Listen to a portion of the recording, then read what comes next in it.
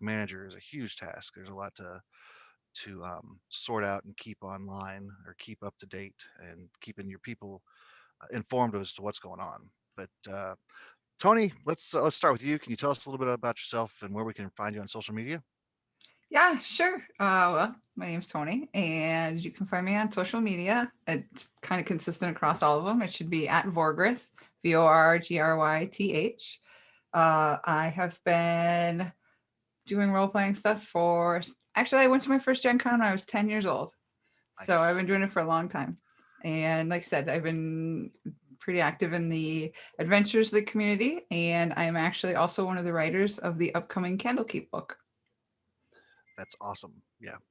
After I heard that, I was excited for you. I think that's great. You're a Thanks. fantastic writer. You've written for me a few times and just love your work. So Thanks. congratulations. Yeah, super excited still. Yeah, I bet. Steve, how about you? What can you tell us about yourself? I am Steve Fiddler. I'm Vorpal Dice Press. I am the sole owner operator of Vorpal Dice Press. You can find me at Twitter at Vorpal Dice Press and vorpaldicepress.com, which right now is just more of a portfolio, but will be a fully functional website soon. TM. And I'm a DM's Guild creator primarily.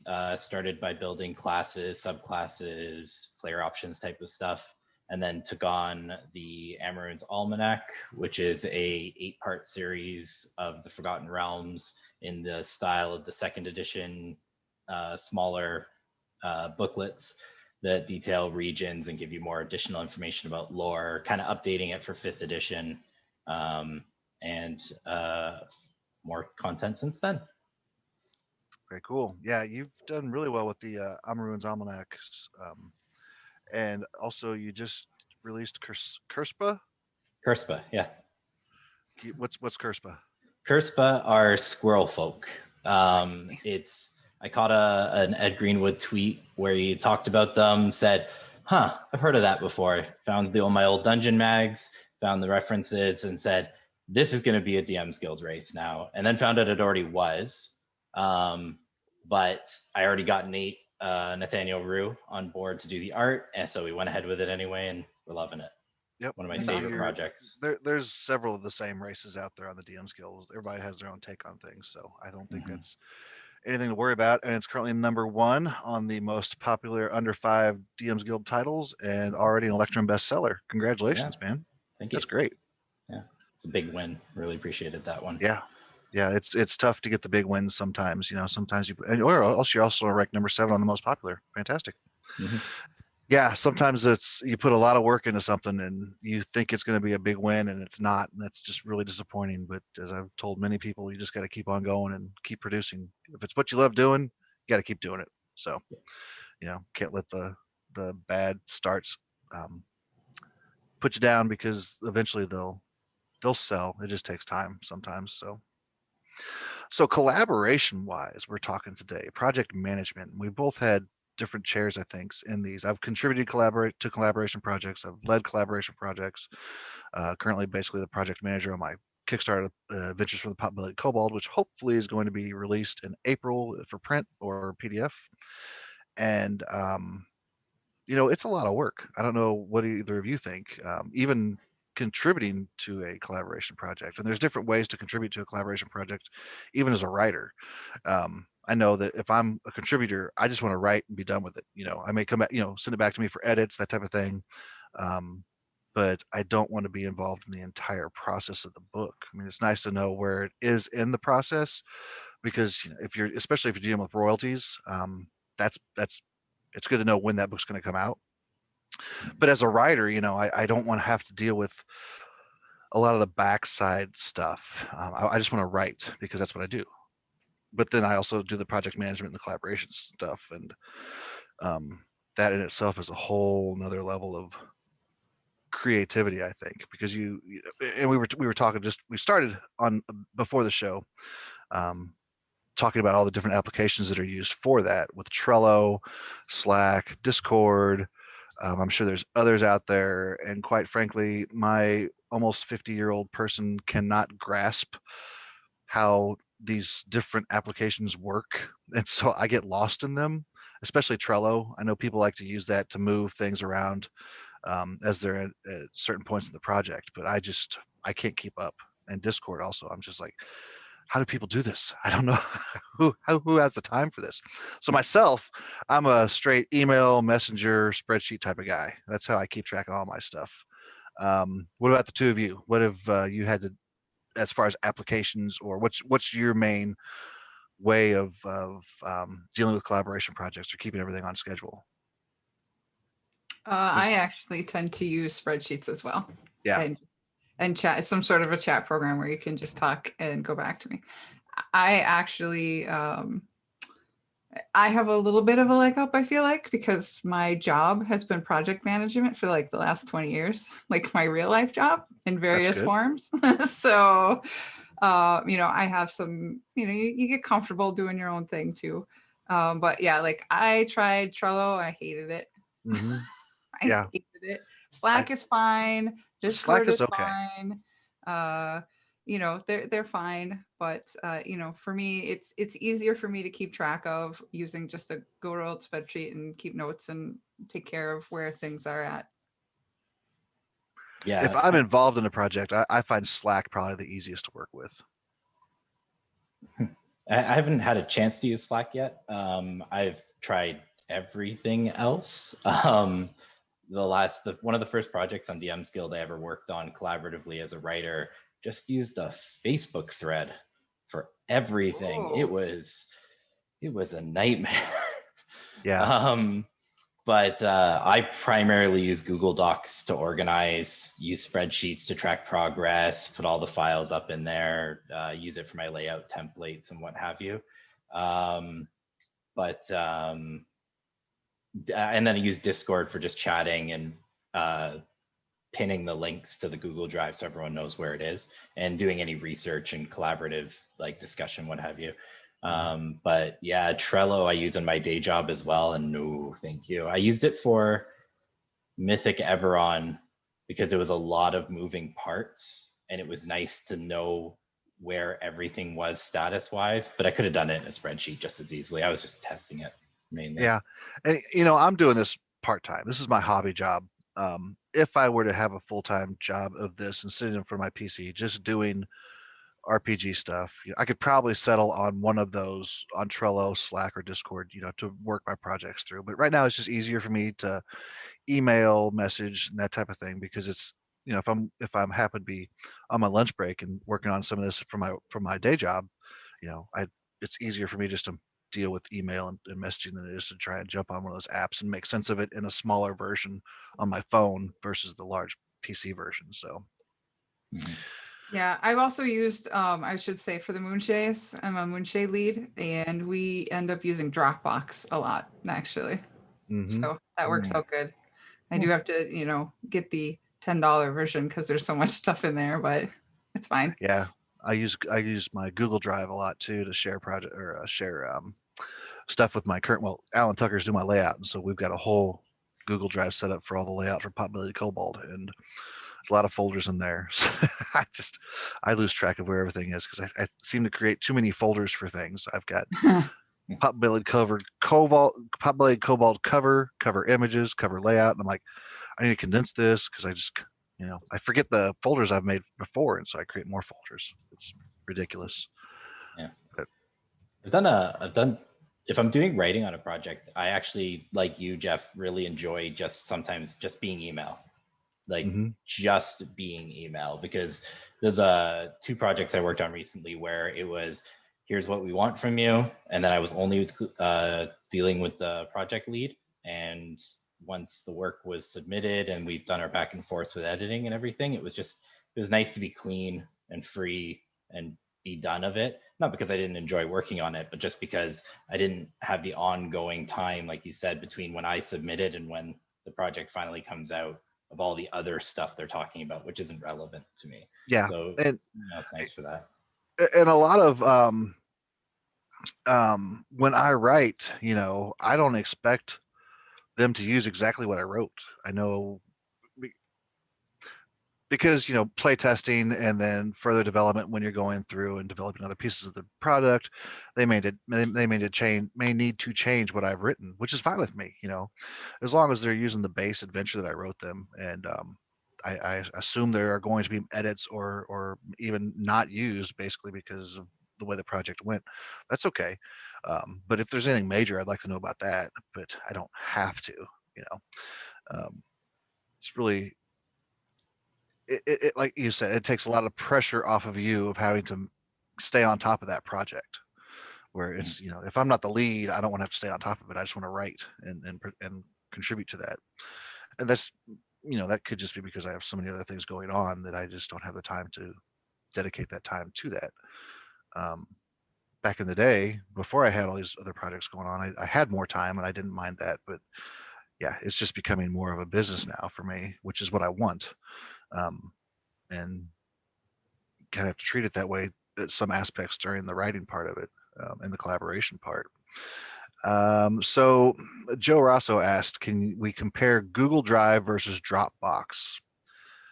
I like Google Drive a lot. I think it's just easier for me to share the link with people I want to share it with.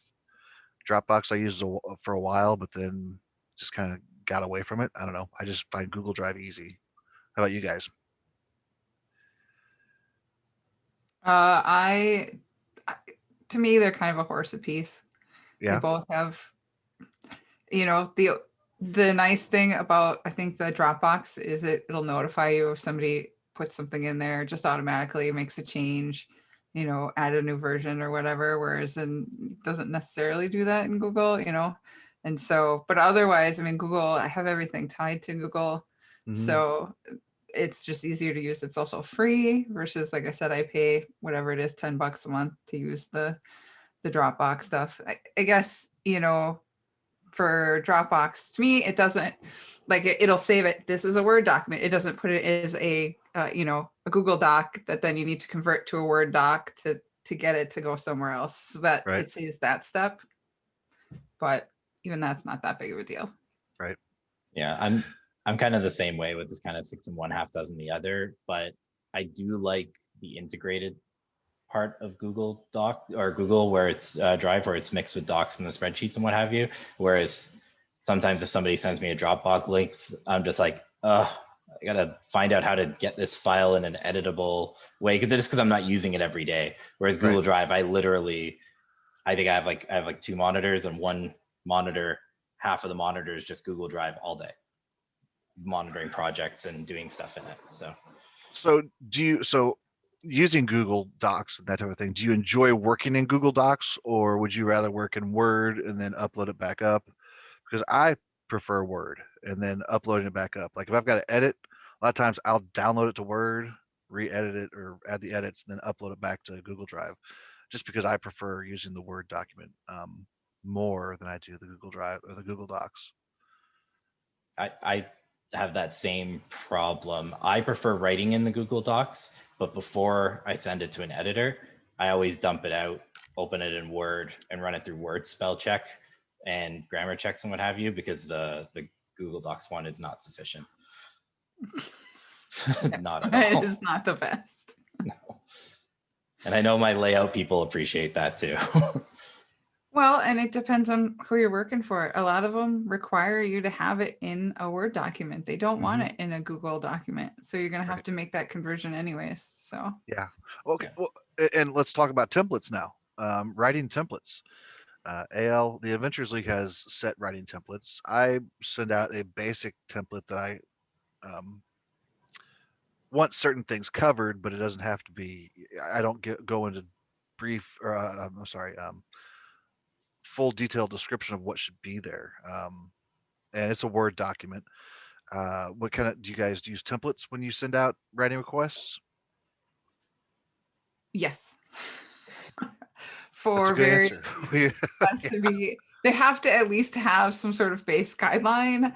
And it's, again, it'll depend on the project. Sometimes it's just, formatting more than anything else. It's like, you have to use this font, you have to use this kind of header, and then sometimes it has to be a little stricter. Like, you have to have this part, this part, this part. You know, you have to have so many parts and have to be broken down like this. And, you know, I prefer to give, if I had a choice, to give people a little bit more freedom and just say, you know, here's the font that we require, the size, you know, here's like headers, and then, you know, 2 columns, that kind of thing, and then let them work at their own Hmm. thing, because it allows people a little bit, because not every adventure is going to fit in that perfect little box, and if you Right. try to shove it in there, a lot of times things get lost and it's not Mhm. as good of an adventure.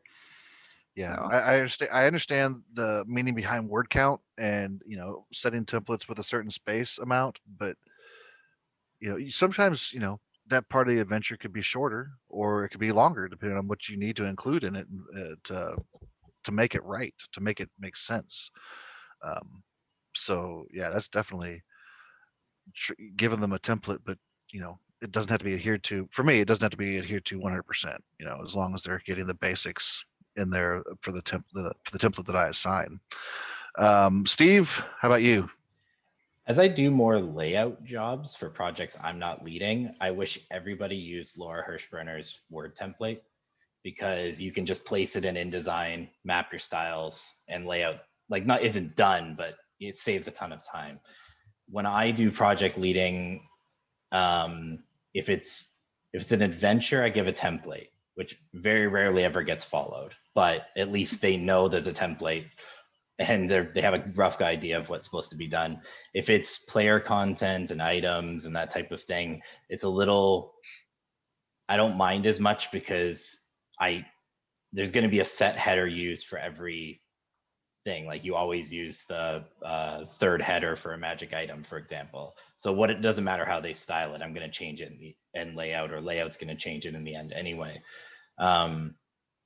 But in the case of an adventure, especially with me not being as familiar as an adventure writer, if I'm doing layout or if I'm passing it to layout, I don't necessarily know if the header structure is very good or correct or makes any sense at all. And there was at least 1 or 2 projects with layout for adventures where we had to send it back to the writer long after it had been submitted, because once I passed it to layout, the layout artist just said, I can't make heads or tails of this. So we need to get the writer to explain what Yeah. structure they wanted. Yeah. And here's something I've learned myself just by dealing with other people's templates is that, so I write adventures a specific way because I've been writing them for so long, that there's a certain way that I like to write them. And so sometimes that way doesn't fit with the template I've been provided.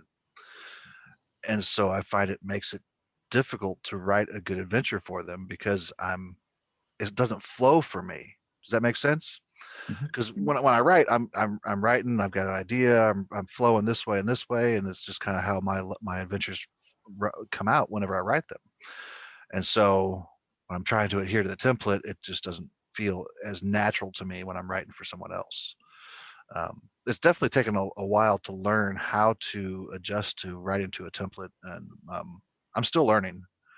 I don't mind it. I think it's a nice challenge sometimes, but still, it's. I think it's more work to write for someone else than it is to write for yourself. Oh, absolutely. Absolutely. Yeah. It's almost fill in the blank sometimes. Joe, when I worked with Joe Rasso on Dunwood, it was one of the first published adventures I ever wrote, which was supposed to be an encounter. I accidentally overwrote. But if I didn't have his template, it would have been very difficult for me to hand something to him that I think it only came back to me once.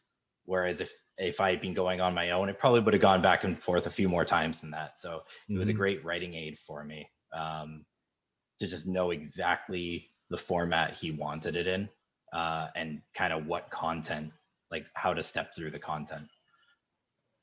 Yeah, Joe's a good guy. He provides a lot of great tools when he's working with collaborators and updates and everything. So it's always good to work with Joe. So if you get the chance, work with Joe. So Chad Lynch asked about our thoughts on the very strict templates for the DDAL adventures versus the looser ones when you're doing collaborations for other projects. And I will admit the DDAL or Adventures League templates are very hard to write to. That's had an issue with that and had to learn to write to those. But that's also because they're doing organized play and everything each of the adventures needs to read specifically the same way and tie in a certain way. So it is it's more work, I think, to write a DD or an AL adventure than it is a regular adventure. Tony? Oh, I absolutely agree. I think it is a lot more work to because of that, because you have to, there's a lot of moving pieces behind the scenes too, and they have to conform to a certain rule set, which means they're being told that they have to conform from wizards, and then they have to, it kind of trickles down, and then you have to make sure that they fit all these bits, and people are used to, like you said, writing their own way and their own style and how they like to write. And so even if you give somebody a template, a lot of times they're going to change it. Yeah. Don't change it, because then I got to fix it. Yeah. I spent so much time fixing it. If I ever write an AL adventure for you, Tony, I'm changing it all. You already did. Oh, I did, didn't I? Oops. Sorry. I know with I changed that one. That's okay. Sorry. I know with the DDAL template, when I first started trying to write adventures, I downloaded that thinking it would be this handy dandy guide on how to do it.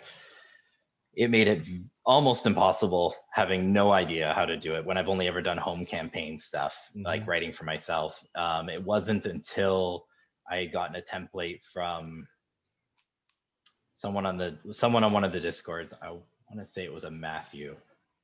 Trying to remember so I can shout them out, but I don't remember who it was. I'm sorry.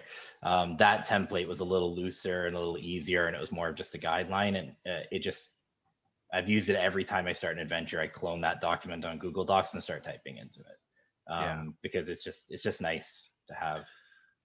Yeah, with the AL adventures, the DMs need to be able to know that it's structured the same way as every other adventure they're working on. So that's, when we're writing adventures, we each have our own style as far as, if we're doing just community content stuff. And so, it may not look like everyone else's adventure, which is cool. I don't want to see everybody else's writing style match my writing style. I don't want to see everybody's product match my same product. I think it's nice to have different examples of different writers and their creativity and their process. So, I don't mind people going out of the box and trying something new. That's cool with me. Well, and just because something is harder doesn't mean it's bad. You have to have that baseline for people, and you have to, especially if it's new to them or whatever, you have to have that for them. And just because something's harder or requires a little more work doesn't necessarily mean it's bad at all. It's just different from what you're used to. So because the AL, I'm sorry, go ahead, Steve. Sorry, I was gonna say, and to that point, like the AL one was hard for me. I would totally have a document like that if I was running an organized play and having people send in contributing documents, because it's just like you'd have to have that consistent format that any DM can pick up at a convention and know how to run it. Like you just have to have it. So I get the benefit of it, but as a new writer, I would never direct somebody towards that as a guide to how to write an adventure, because it's totally different. Yeah, it's definitely tough. Yeah, and I think AL, I don't know if they still do. I know in the past they would pick up a lot of new writers that hadn't actually written before, and that would be their first foray into writing an adventure, and it's really hard I think to write an AL adventure based on that structure. But also that's why they have the template, so that they know how to write it. So yeah, it's definitely, as Joe Rosso here said, a big community program needs a strong structure, and that's what they're providing to the writers and also the DM for those adventures. So definitely templates are a big thing. I think we all agree with that. And if you're the project lead on something that's not an AL adventure, being a little loose with everything is cool, because because you can, for the most part, finesse it back to the way you want it to be. It may require some editing, some adjustments, some cut and paste, but that's why you're the project lead, right? That's why you're the project manager, to take on that role of making everything try and fit the way it's supposed to fit. Yeah. Steve, you had mentioned in the email we had discussed, or when we had been talking about this podcast or the stream about contracts. Hmm. Now, we are not lawyers, so what we say here is just based on our experiences. But I have given out contracts before. A lot of times, I will consider an email or a message via Messenger or Twitter also a form of contract. When I'm paying a flat rate, I like to establish a contract for that person. That way they know that they're getting paid a certain rate. I know that I'm paying them a certain rate and it's in writing and on what day they're going to receive that payment. When it's a collaboration project, I'm not as strict with that. I do still sometimes include a contract, but it's really, I mean, again, as a part-time person doing this, it's really hard to maintain and keep track of the contracts and where they are in the signing phase of everything. And so, yes, I think they are good. I do think you should use them if you are talking about a big budget project. If you are a group of friends or close knit DMs Guild creators who are working on a collaboration project together, I think your word is good. But that's just me. You've got to do what you feel is right for you and as being a creator and a manager. Steve, what are your thoughts on that?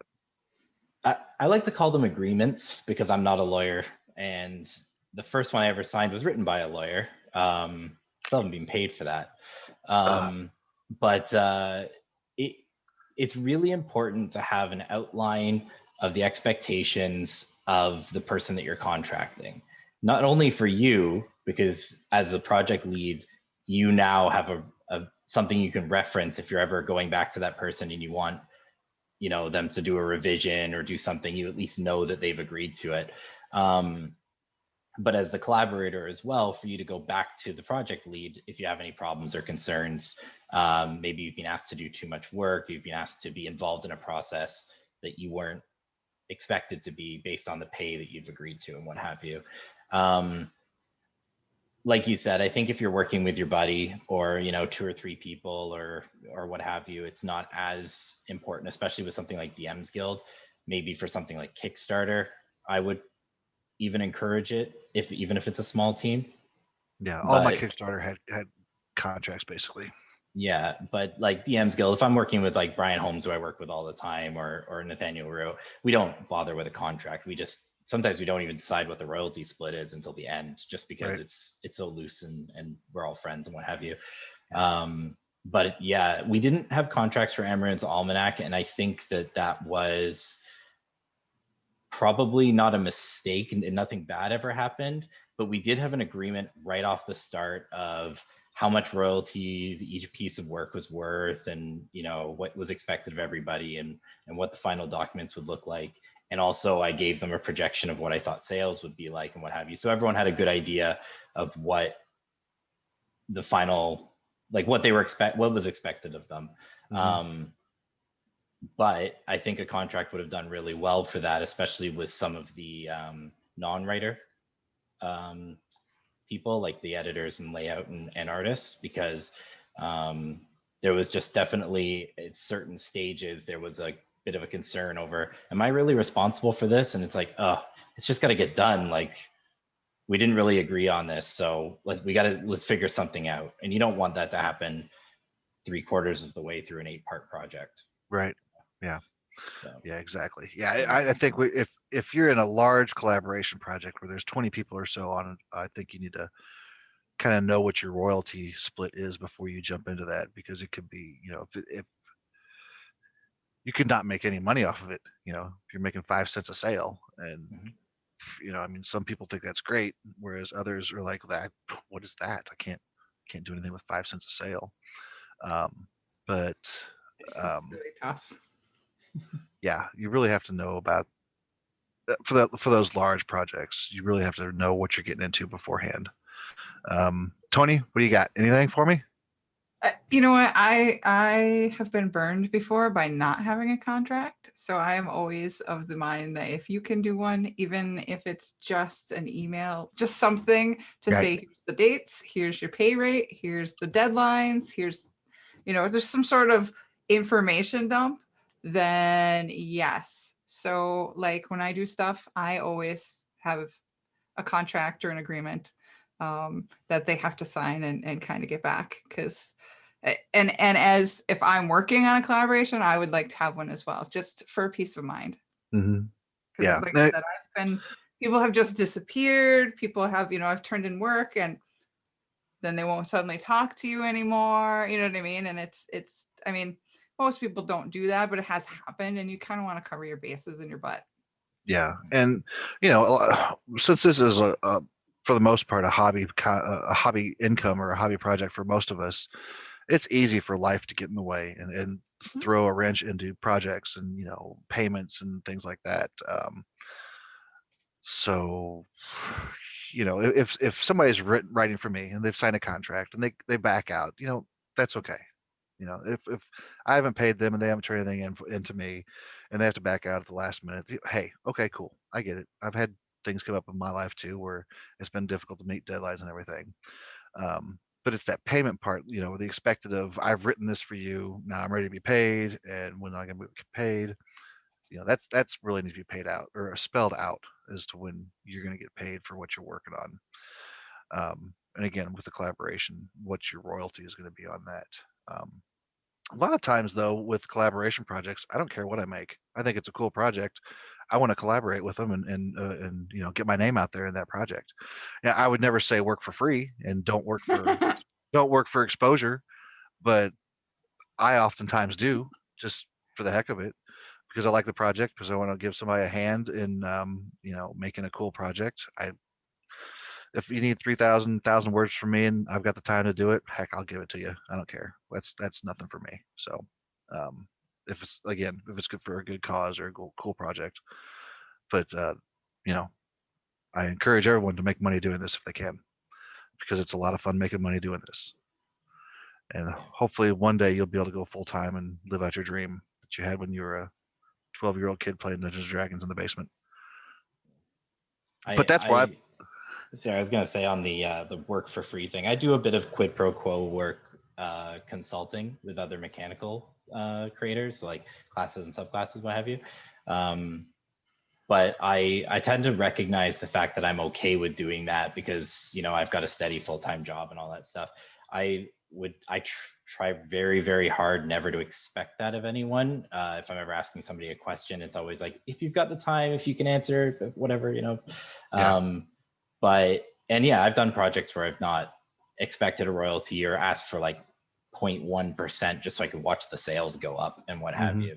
But I think it's important to recognize that, like, if you're doing work for a project and you're doing more than you were expected to, or you're doing work for a project and no payment terms have been discussed, you need to feel comfortable talking to your project lead about asking for payment of any kind and negotiating something. And I know a lot of people feel like, oh, but they're really well known, and if I ask them for payment for this little bit of work I did, they might blackball me or something like that. No good project lead should ever be uncomfortable with somebody asking for payment for work they're doing. It's just a question. You just have to answer it. Yeah. Yes or no, or let's work something out, right? Because I was in a situation once where that happened, and it sucked. It sucked for everybody involved, and it left a lot of bad blood behind. So Yeah. It's Yeah, never comfortable to bring that stuff up. It for whoever it is, and you just have to. If you're the project manager, you have to be open enough that they feel comfortable if there's an issue, and some people are nervous, and that's part of it. Sometimes you have to pick up that there might be an issue even though they're not saying anything, and that's hard to read, so that you can work with them and help them be as effective. My job, I feel like half the time, is to help people be as effective and have as much, fun and do as good a job as they possibly can do.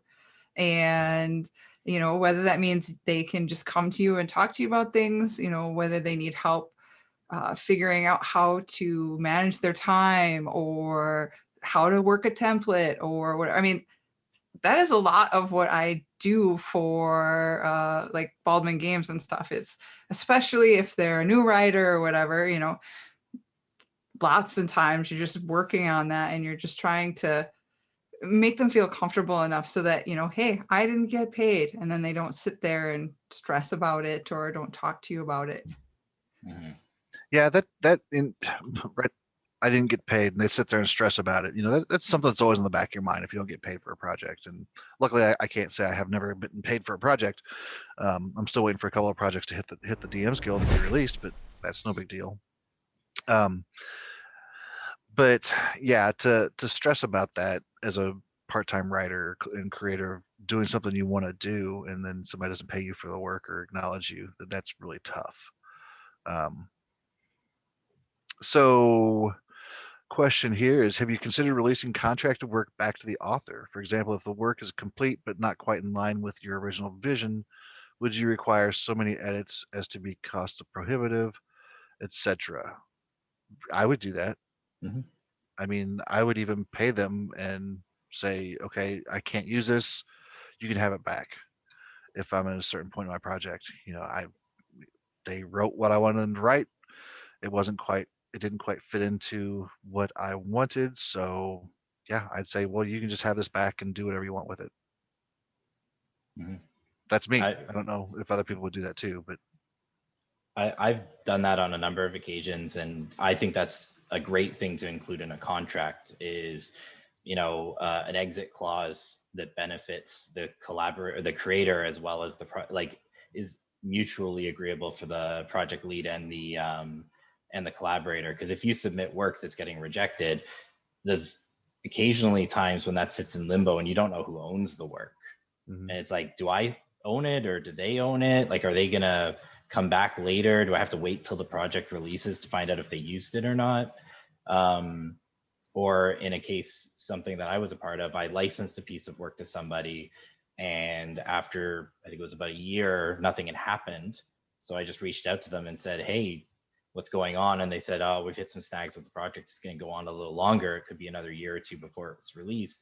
How about you can release your work standalone and we'll still pay you when we release the book what we had agreed upon. So I got the opportunity to release it early, and that was fantastic for me. That's cool. Yeah. Yeah, that's great. Yeah, and then Chad Lynch comes back and says, or keep it for another project. And I've got that too. I have some stuff that people have written for me that I haven't been able to fit in projects that I intend to release at a later date. It's just all these other projects keep piling up on me, and it's like trying to, figure out where everything's stacking up in my queue. Sorry, I'm reading the chat here.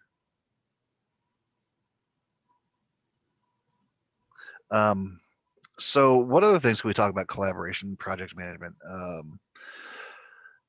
So what was the first collaboration project you were on, Steve?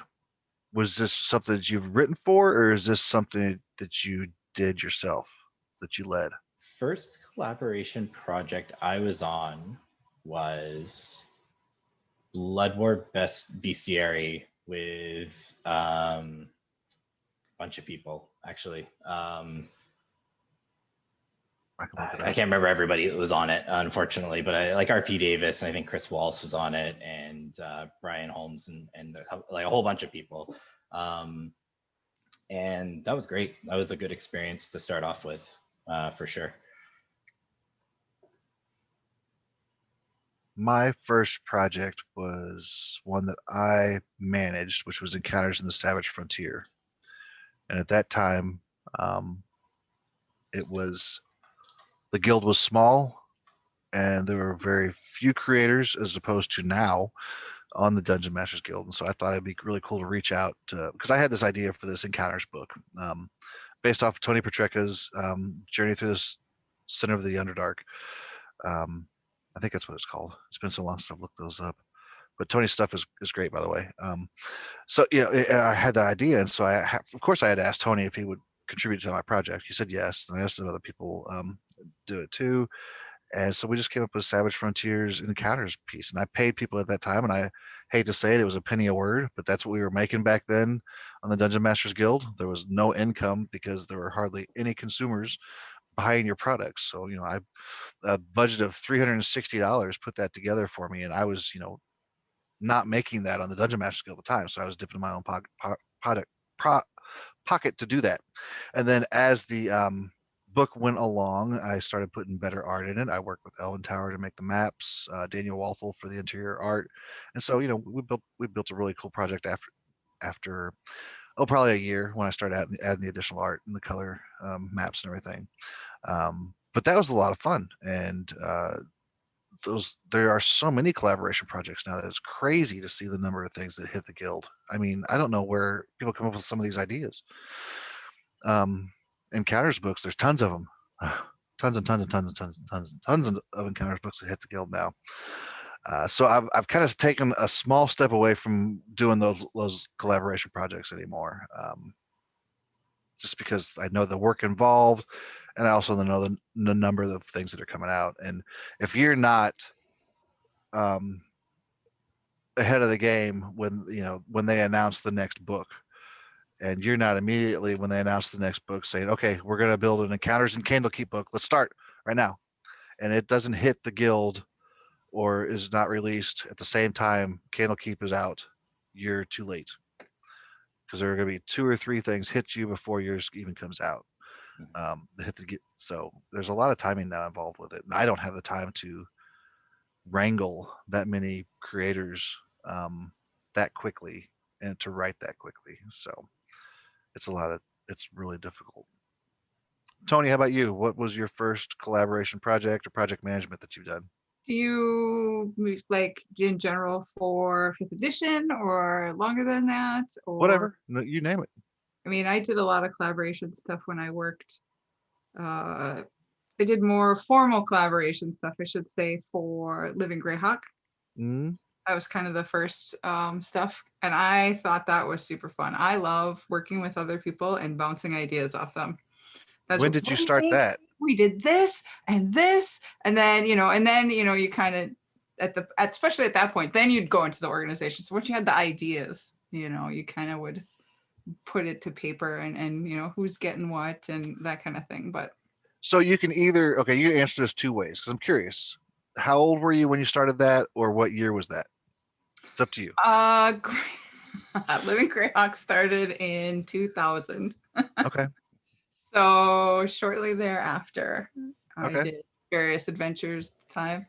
You got paid right at first. I got $100 for my very first Nice. adventure. Hey, And they stopped back then, yeah, it was awesome. So you've been at this for at least 21 years then. Quiet. Makes you started Go writing back. at 10? You started writing at 10? Oh, at 5. Gotcha. That's awesome. I think that's great. Somebody had asked what I was doing with Baldman Games. So I do a lot of different stuff. I do a lot of different so I'm a trilogy lead, and what that means is I come up with a trilogy or multiple trilogies within the Baldman Games storyline. I do the outlines. I do the I hire the authors. We work on the artists. We get the maps. I do pretty much all the organization stuff. I do the editing once the writer turns in, or I work with them to get the editing done and be like, hey, this undead octopus is sleeping. I was just gonna mention that. So I wrote an adventure for Baldman Games and Toni, that I had an underwater piece, and the undead octopus was sleeping. And Toni says, "Would an undead octopus be sleeping?" And I'm like, "Oh, good catch, Toni. Thank you for that." So that's what editors are good for, to catch that type of thing. So, But I mean, sorry I interrupted you there. But go ahead. No, I was teasing you on purpose, because I thought that at the time, I thought that was amusing, especially since you were pretty mortified. I was like, it's not a big deal. I'm like, why did I write that? That makes no sense. I should have said the partially undead octopus was sleeping, because then it would have been possible, right? It would have been okay, yeah. Yeah. So yeah, that's really cool. I think that's awesome that you're involved with Baldwin Games and project lead for a lot of that stuff. It takes up way more time than you think. I know it does. You'd be like, oh, I'm going to be in charge of 12 to 16 adventures this year. That's fine. And then it's like, what? I know, I know how much time just an encounters book takes up as far as managing that project. I can't imagine 12 to 16 full length adventures that you have to deal with maps and art and editing and layout and everything. So The kudos to you. the Amaroon's Adventures spin-off of Amaroon's Almanac had originally planned to do 40 adventures in a year, all written by different writers. Thank God they weren't going to be in order or related to one another, but we kiboshed that fairly quickly, and now have slowly done releases as they were ready, as opposed to trying to get 40 done all at once. That's a lot of adventures out in the year. Yeah. It's so much work. Another thing that used to be a hot thing was bundling your adventures. So like, the first time I did it was in 2017, 2018, something like that, where I did my adventure collection. I put all my adventures in one. At that time, we did a bundling. We had to do a collection, so I had to create something new, and I sold it for $9.95, which was really cheap, and it sold quite a bit. Now those don't sell as well. You don't see bundle sales sell as nearly as well as what they used to. I think just because there's so many of them, that you can't count on bundling all your adventures together and selling it and making a lot of money off of that like you used to, just because there's just so much content now. Another question is, how do you feel the short adventure format, like Candlekeep Mysteries, Ghost of Saltmarsh, etc., is impacting DMs Guild designers that work primarily on short adventures and collaborations? That's a good question. Well, I know the Guild Adept program has really been lucky in that they get the books early and they're able to release a lot of that stuff ahead of time or right on release date. And it may impact designers, community content creators. It's hard to tell though. I don't know. I think it all depends on how different is your project than everyone else's project, and how. I don't know that there's enough of those short adventure books that they would make that big of it. It's not like they're constantly coming out that they would take away. I think Right. that probably it would be more. There's a lot on the DMs Guild, and it is very easy to get lost It definitely is. or fall off. Even things that are, bigger projects or whatever. There's so many competing things just on there that I think that's more of a deterrent than the actual published books usually. Yeah, and the hope here is that the adepts bring in new consumers who then look at other products. Now, I will tell you that trying to cross sell to AL people versus community content created products is not going to work. AL is there to buy AL products, and community content people are there to buy, non-AL products. There's very little cross selling between those two platforms. But when you get in the adept program, a lot of that stuff is originally made for the community. And then later they look at moving that into an AL format so that it can be used with AL Adventures League stuff. One thing I'll say, two things is, I think the short adventure format in the hardcovers, there's not, like Tony said, there's not that many of them, but what's neat about it is it almost probably isn't, but in my addled mind, I believe almost is inspired by DM's Guild and the short adventures and their ability, and the Adventures League ones, where they're easy to pick up, easy to digest, easy to run. I know a lot of players that are DMs look at a book like Tome of Annihilation and they go, this is just too much. I can't keep track of it all. I just want to run one shots with my buddies and kill dragons, right?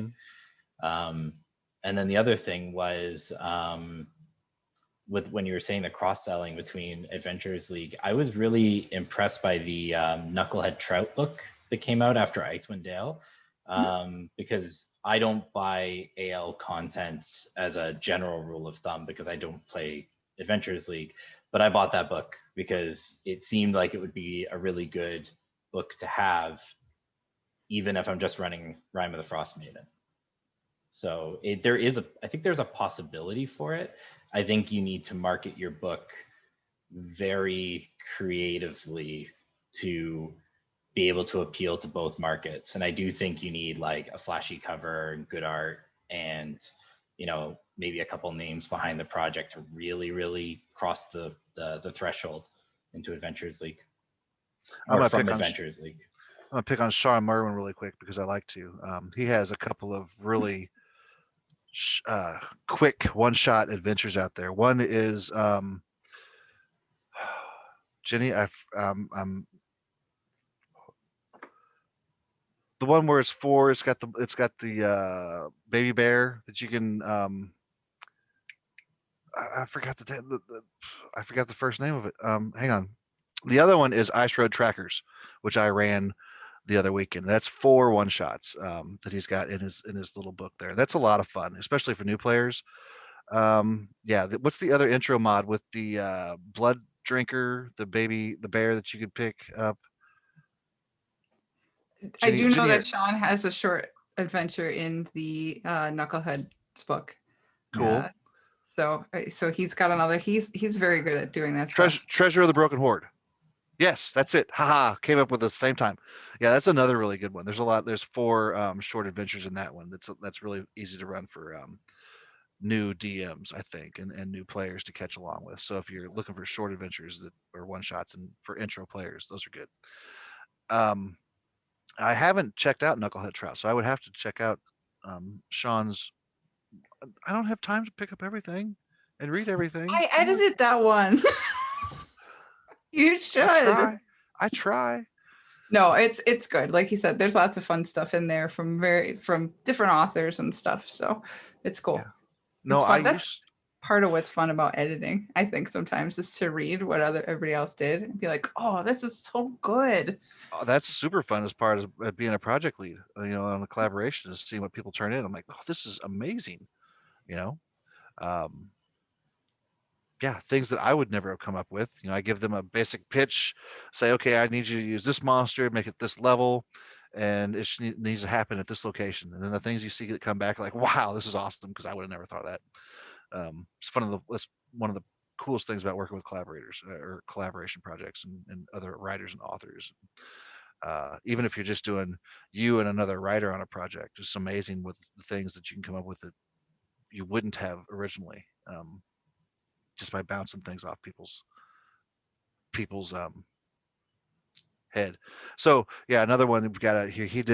Sean also did Volo's Wake 1, 2, 1, 3, 1, 5, 1.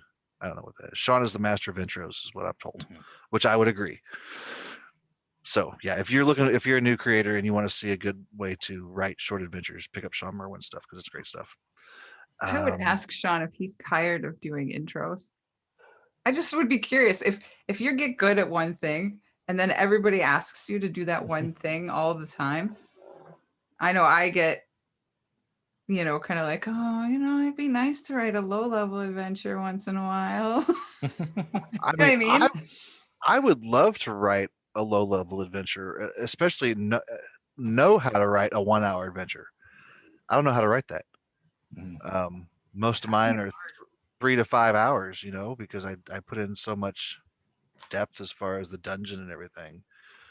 I guess if I were to write a 3 to 5 hour adventure and then just break out in sections, that would work. The adventure I wrote for Dunwood, I think, plays in just under an hour, or just over an hour. It's like 110 minutes, or 70 minutes.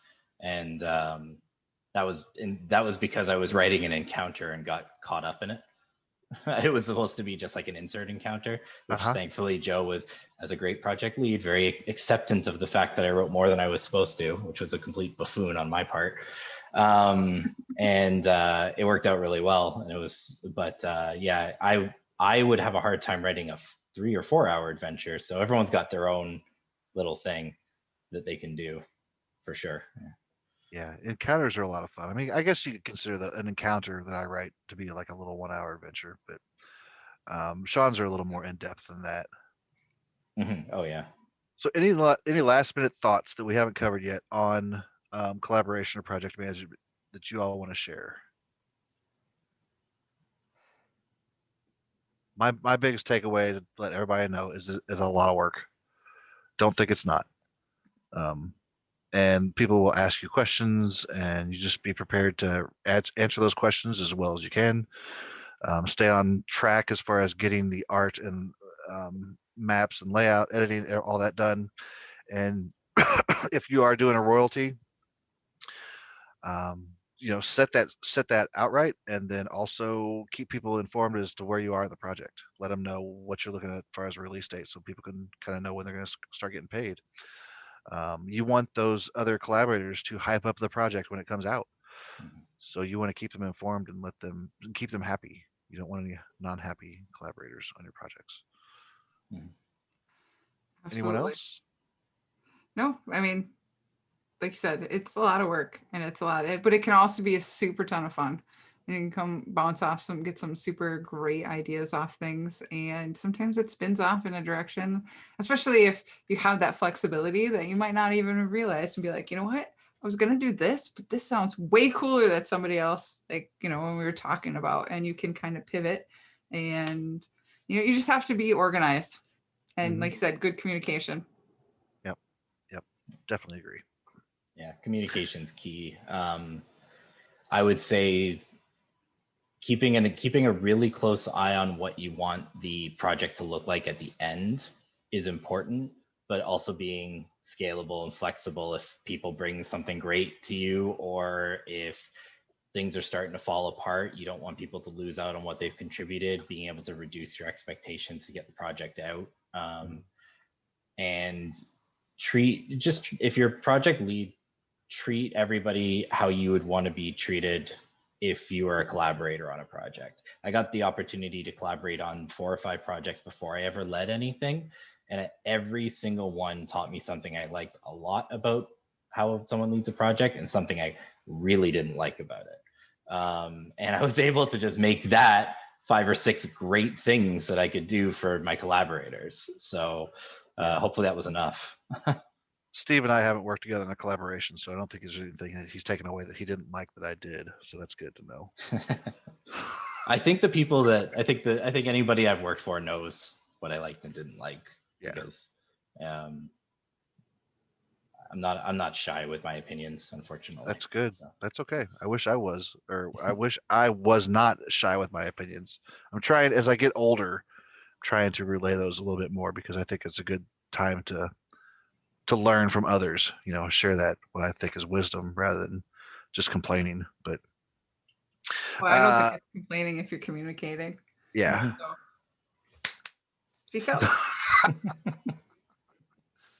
Again, Toni, Steve, I want to thank you both for being on the show today.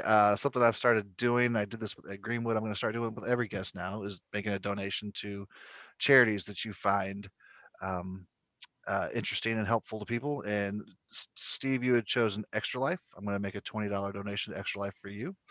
And Toni, you had mentioned the Moya and Moya Foundation. I'm going to send them $20 for you as well. If you would, please just give a shout out to what your social medias are again, so people can follow you or find your stuff on the DMs Guild. Toni, let's start with you. Okay. All my social media is at Vorgrith, and so VORGRYTH. And currently, I just had my Dream of the Red Wizards mod go up on the DMs Guild a couple weeks ago, so it's Moment of Peace. So you should check it out. That is a really long adventure. I go over usually, and they were okay with that, but it has a lot of notes. If you're short on time, skip this. If you're short on time, I've done that. I've done that. Yeah. And also, you are a contributor to the upcoming Candlekeep Mysteries, aren't you? Correct. Yes. Very cool. I have the high level adventure in that one as well. Nice. Excited to read that. Steve, how about you? So Twitter is the best place to find me, at Vorpal Dice Press, and vorpaldicepress.com, which is my portfolio and soon to be website. And if you want to buy my stuff, the best thing you can buy right now is Curspa. It's on the front page. It was a work I did with Nathaniel Rue. It's a great product. It's very easy to use, very good for everybody, and it's just, I think right now it's probably the best thing. Even though it's not the one I make the most money off of, I think it's the best product that you could buy if you're really looking to help out. Yeah. And I am Jeff Stevens. You can find me on Twitter at @jcorvinstevens. You can also find my or peruse my website, jeffstevensgames.com. Watch for the Potbellied Kobold coming out in a couple months on Drive-Thru RPG and hopefully Amazon one of these days. And on the DMs Guild under Jeff Stevens. I thank you all for being here. Thank you to Jenny Loveday for being behind the scenes and taking care of us and setting this all up. Until next time, thank you very much, all.